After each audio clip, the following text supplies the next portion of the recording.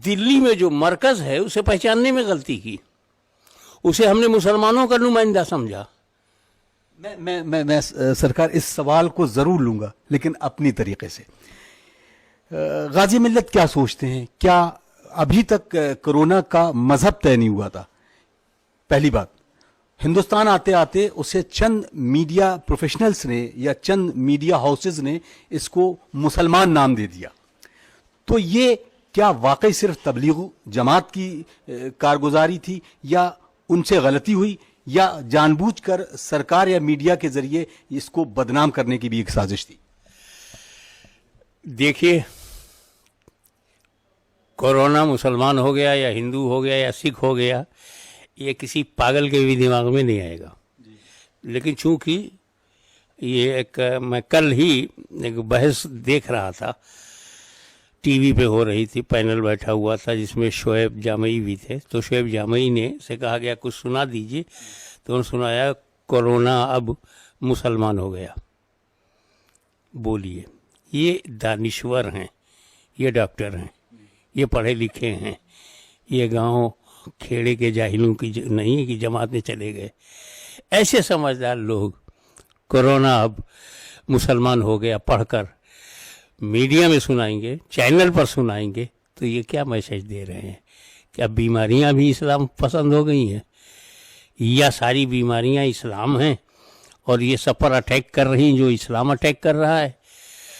तबलीगी जमात ना इस्लाम है ना अहले सुन्नत है, ये एक ऑर्गेनाइजेशन है, और ऑर्गेनाइजेशन को जिंदा रहने के लिए कुरान और हदीस का नाम तो लेना ही पड़ता है। सहाबा का नाम लेके जिंदगी, अहले बैत अतहार का नाम लेना पड़ता है, औलिया किराम का नाम लेना पड़ता है, उनके नक्शे कदम पर चलने के बजाय।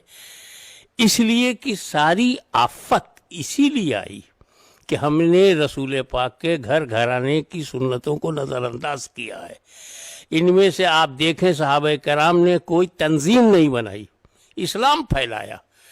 ताबईन ने इस्लाम फैलाया, अहले बैत अतहार ने इस्लाम फैलाया। मुझे बताइए, इमाम हुसैन हो, या इमाम ज़ैनुल आबिदीन हो, या इमाम मोहम्मद बाक़िर हो, या इमाम जाफ़र सादिक अलैहिस्सलाम, कोई हो, किसने कौन सी तंजीम की? ये सदर थे, इनकी तंजीम में कौन खाजिन था, इनकी तंजीम में कौन प्रचार मंत्री था, इनकी तंजीम, ये ऑर्गेनाइजेशन था क्या?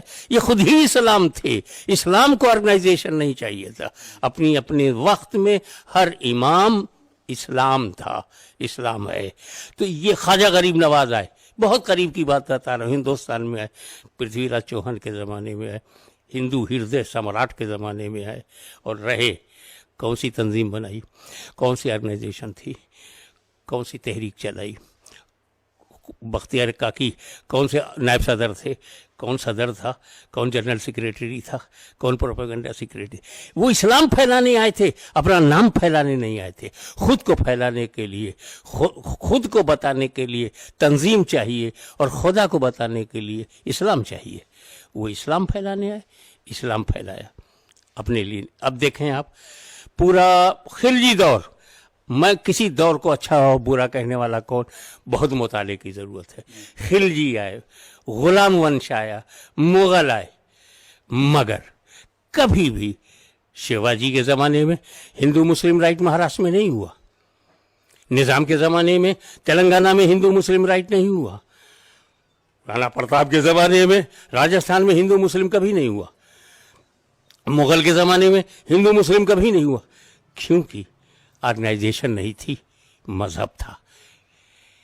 राजा कोई भी हो, नवाब कोई भी हो, बादशाह कोई भी हो, हुकूमत कैसी भी हो, हमें हमारे मजहब पे चलना है। हिंदू को सनातन धर्म पे चलना है, मुसलमान को इस्लाम पर चलना है। कोई संगठन नहीं बनाया था कि संगठन की अलग कोई पॉलिसी हो, संगठन का कोई अलग मकसद हो और मजहब से हटा हुआ कोई नज़रिया हो। अंग्रेज आए, उन्होंने देखा कि यार ये तो अपने अपने मजहब पर बड़ी खुशी खुशी से अमल कर रहे हैं, हिंदू मंदिरों में जा रहा है, मुसलमान मस्जिदों में जा रहा है, अहले बैत के आशिक इमाम बाड़ों में जा रहे हैं, या कहीं लड़ाई नहीं है, कोई टेंशन नहीं है, तो का तंजीम बनाओ, ऑर्गेनाइजेशन बनाओ। ये हिंदुस्तान में चाहे जमात इस्लामी हो, चाहे मुस्लिम लीग हो, चाहे हिंदू महासभा हो, चाहे राष्ट्रीय स्वयंसेवक संघ हो, ये सब अंग्रेज़ों के दौर में बनाई गई तंजीमें हैं। جب تک انگریز نہیں آئے تھے یہ ذہنیت نہیں تھی کہ لڑاؤ بناؤ اور لڑاؤ. صرف لوگ اپنے دھرم پر عمل کر رہے تھے, صرف اپنے مذہب پر عمل کر رہے تھے. کوئی ان کی الگ سے ایسی تنظیم نہیں تھی جو مذہب کے نام پر الگ نظریہ رکھتی ہو. یہ انگریزوں کا نے اس بیج کو بویا ہے اور ہم کاٹ رہے ہیں. اور یہ سرکار ایک جملہ عرض کرنا ضروری سمجھتا ہوں, یہ جو تبلیغی جماعت ہے اس کو تو ہم 100 برس سے جھیل رہے ہیں. جو علماء اہل سنت ہیں حقیقت میں سنی مسلمان, یہاں تو 2 ہی فرقے تھے, ایک سنی تھے شیعہ تھے. یہ سنی بھی نہیں ہیں شیعہ بھی نہیں ہیں اور اپنا نام بتاتے بھی نہیں کہ آج کل ہم وہابی ہو گئے ہیں. ہم کو نہ سنیوں میں رکھو نہ شیعوں میں رکھو, ہم وہابی سلفی اور سعودی پروڈکٹ ہیں. تو یہ لوگ اس مذہب کے نام پر چل ہی نہیں سکتے. یہ مجبور ہیں آرگنائزیشن بنانے کے لیے, یہ مجبور ہیں جماعت بنانے کے لیے. جماعت اسلامی, اب وہ جماعت ہے نا, اسلام تو نہیں ہے کہ جو جماعت اسلامی میں نہیں مسلمان نہیں ہے.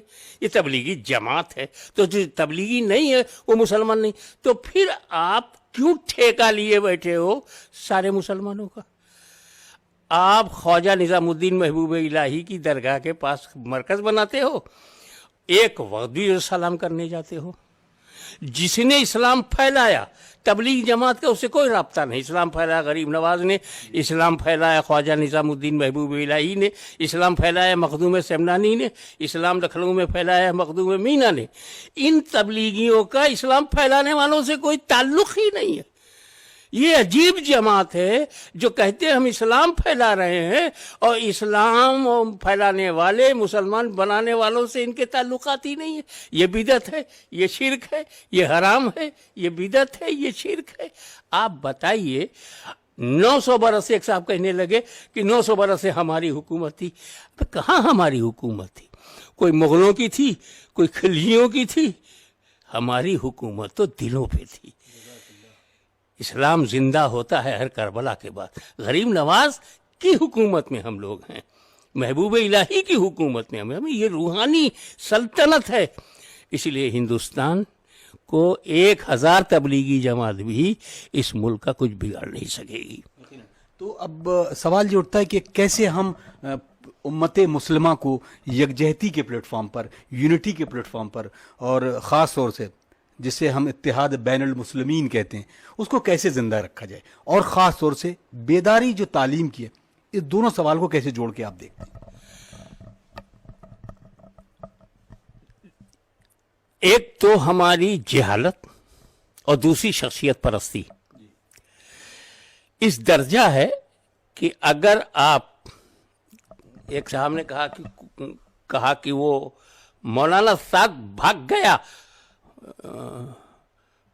چھپا ہے, چھپا بھاگا تو ٹوک دیا.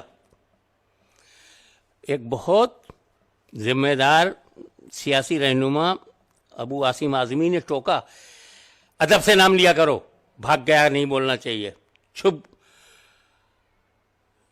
گئے کہیے, چھپ گیا نہ کہیے, چھپ گئے. اتنا اہتمام ہے وہ کس کا؟ اسد کا, محل میں جو رہتا ہے اس کا. اور ان کے قرآن کا ترجمہ پڑھیے, رسولوں کے بارے میں کہا گیا کہ اگر وہ انتقال فرمائیں یا وہ شہید ہوں تو کیا تم پلٹ جاؤ گے؟ ترجمہ کیا ہے محمود الحسن دیوبندی نے, اگر مر گیا یا مارا گیا تو کیا تم پلٹ جاؤ گے؟ رسولوں کو مر گیا اور مارا گیا کہا گیا, یہ گوارا ہے ان کو, کیونکہ محمود الحسن دیوبندی کا ترجمہ ہے. اور ایک کسی نے کہہ دیا کہ وہ بھاگ گیا, تو بھاگ گیا نہ بولے, بھاگ گئے بولیے. چھپ گیا کہے تو چھپ گیا نہ کہیے, چھپ گئے کہیے.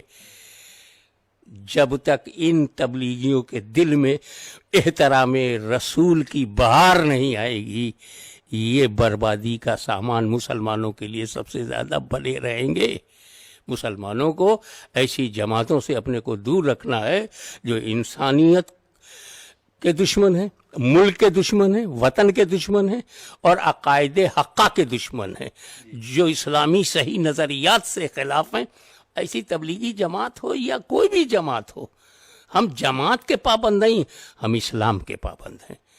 اسلام ہی کے نام پر، وحدت کلمہ کے نام پر، ایک کعبہ، ایک قبلہ، ایک اسلام، ایک قرآن، ایک رسول، یہ اگر ہم صحیح معنوں میں ماننے لگیں گے تو ایک ہونے کی بڑی گنجائش ہے، اور ہمارا اتحاد بھی قائم رہ سکتا. لیکن ایسا نہیں ہو سکتا کہ آپ جاہلوں کو گمراہ کریں اور سیاسی اثر و رسوخ کی بنیاد پر اپنی گرفتاری کو بچائے رکھیں. غریبوں کو تو اسی دن آن دا اسپاٹ گرفتار کر لیا جاتا ہے. جب وہ قانون وائلیشن آف لا کرتے ہیں تو فوراً ہی ارسٹ ہو جاتے ہیں. اور یہ شخص ابھی تک دیکھیے کتنے آرام سے ہے.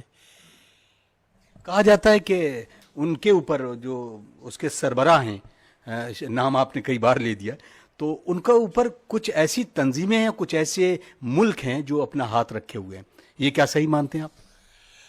ایکچولی مختصر میں یہی کہہ سکتا ہوں میں کہ اسلام پہلے صرف اسلام کے نام سے چلا، اس کے بعد پھر جب اس میں یزیدی اور مروانی جیسے عناصر شامل ہونے لگے، خوارج اور ناصبی اور دشمنان اہل بیت آنے لگے، تو فرقے بننے لگے.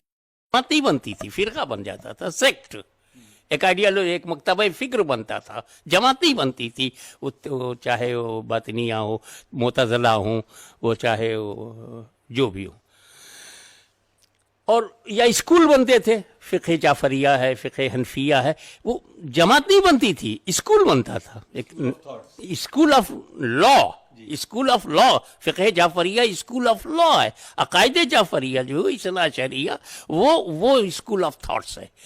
تو اس طریقے سے اسکول آف تھاٹس ہوں یا اسکول آف لا ہو، وہ جماعت نہیں ہوتی تھی، وہ کوئی سنگٹھن نہیں ہوتا تھا، اس لیے وہاں کوئی جھگڑا نہیں تھا، کوئی صدر سیکریٹری وہاں نہیں تھا. اس کے بعد پھر کیا ہوا کہ ایک فرقہ بنا سعودی عرب میں، محمد بن عبد الوہاب. تو عربوں میں اصل اسلام کو پولیٹیکل اسلام کیسے بنایا جائے، روحانی اسلام کو پولیٹیکل اسلام بناؤ. وہ اسلام جو دنیا میں، قبر میں، آخرت میں آپ کی زندگی سنوارے، اس کے مقابلے میں مادی اسلام، فائدہ مند اسلام، ڈکٹیٹر اسلام، یعنی پولیٹیکل اسلام، یہ کرنے کے لیے محمد بن عبد الوہاب کا انتخاب برٹش گورنمنٹ نے اس وقت کیا تھا. پورا بری دنیا میں اس وقت سورج ہی نہیں ڈوبتا تھا، اتنی لمبی چوڑی حکومت تھی. یہ تو عرب میں ہے. اس نظریے کے جو سب سے بڑے فاؤنڈر ہیں محمد بن عبد الوہاب، اسی نام سے انہیں وہابی بھی کہتے ہیں، وہ عرب میں ہیں. ان کی عربی کو ہندوستان میں سب سے پہلے اردو میں جلوے آیا آج سے 180 برس پہلے شاہ اسماعیل دہلوی. انہوں نے ایک کتاب تقویت الایمان لکھی اور اس میں وہ ساری گمراہی کو شامل کر دیا جو محمد بن عبد الوہاب سے شروع ہوئی. اس نظریے کے سب سے بڑے فائنانسر جو ہیں وہ سعودی عرب ہیں. اسی کے اثر سے کویت ہے، دبئی ہے، ابو دھابی ہیں.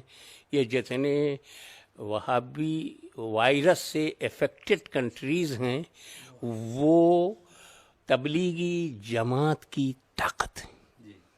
اسی لیے گرفتار کرنے میں تکلیف محسوس ہو رہی ہے، ان کو جیل بھیجنے میں تکلیف محسوس ہو رہی ہے، ان پر 304 لگا تو دیا، اس پر عمل کرنے میں تکلیف ہو رہی ہے، کیونکہ ہندوستان دیکھ رہا ہے کہ یہ جاہل لیڈر، مگر اس کے پیچھے ایک عرب دنیا ہے جو خود بھی یزیدی بن چکی ہے، جو خود بھی خارجیت زدہ ہے، جو دہشت گرد ہیں.